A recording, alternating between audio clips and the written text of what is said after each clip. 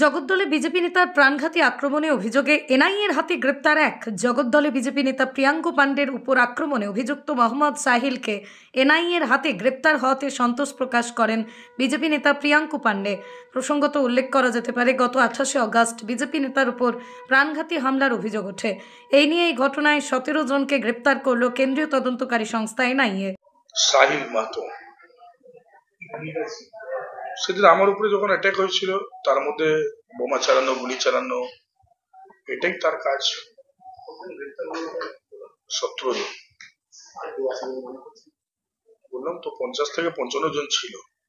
সেই সামান্য 22 সেকেন্ডে ভিডিওয়ে যা আমরা চিহ্নিত করতে পারছি, বা এনআইএ যাকে চিহ্নিত করতে পেরেছে, তাদেরকে আস্তে আস্তে করে অ্যারেস্ট করার তারা অ্যারেঞ্জমেন্ট করে রেখেছে।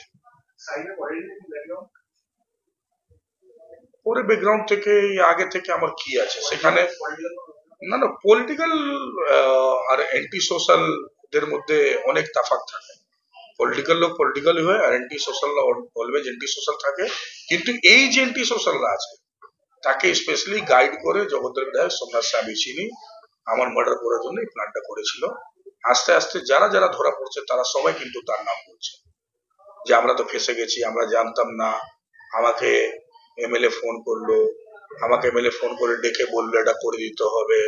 এনি হাউ এমএলএ জগদ্দলের কথা ছিল প্রিয়াঙ্কু পাণ্ডেকে শেষ করে দিতে হবে, তাই জন্য আমরা উঠেছি। 2 জন 3 জন তো এইরকম আছে যে বলছে কি আমি এটাও জানতাম যে প্রিয়াঙ্কু দা মার্ডার হবে, কিন্তু যখন স্পটে যাচ্ছি তখন বললো ওর কাজ হবে, তখন তার কিছু করার নেই, ব্যাক করতে পারবো না, তখন মেরেছি।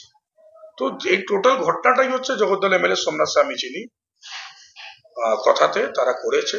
তার উপরে কে আছে, তৃণমূলের সাংসদ আছে কি না আছে, সেটা সময় আসলে ঠিক হয়ে যাবে। সেই সব নিয়ে কোনোদিন কেন্দ্রীয় এনআইএ এরকমের সংস্থা কিছু বলে না, তারা নিজে কাজ করে। যখন আমাদের থেকে দরকার পড়ে তখন ডেকে জিজ্ঞাসাবাদ করে। আস্থা আছে। আমি বারে বার একটাই কথা বলেছি, দ্রুত গতিতে যদি হয় তাহলে ঠিক, কিন্তু এনআইএ অনেক বড় সংস্থা, তাদের কাজ করার সিস্টেম একদম আলাদা।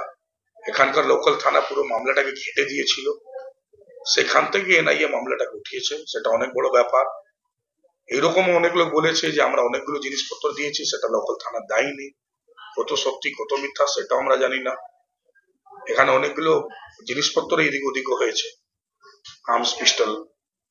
তো এবার এটা তো তথ্য প্রমাণ নিয়ে, এটা তো শোনার সব কথা, আমি এটা কেন বলবো, কিন্তু যে চোখ থেকে দেখেছে, যারা মারার জন্য এসেছিল আমাদেরকে, তারা মুখ থেকে বলছে সোমনাথ সাবিচিনি টোটালি ইনস্ট্রাকশন দিয়েছিল এনি হাউ প্রিয়াঙ্কু পাণ্ডেকে মেরে দিতে হবে।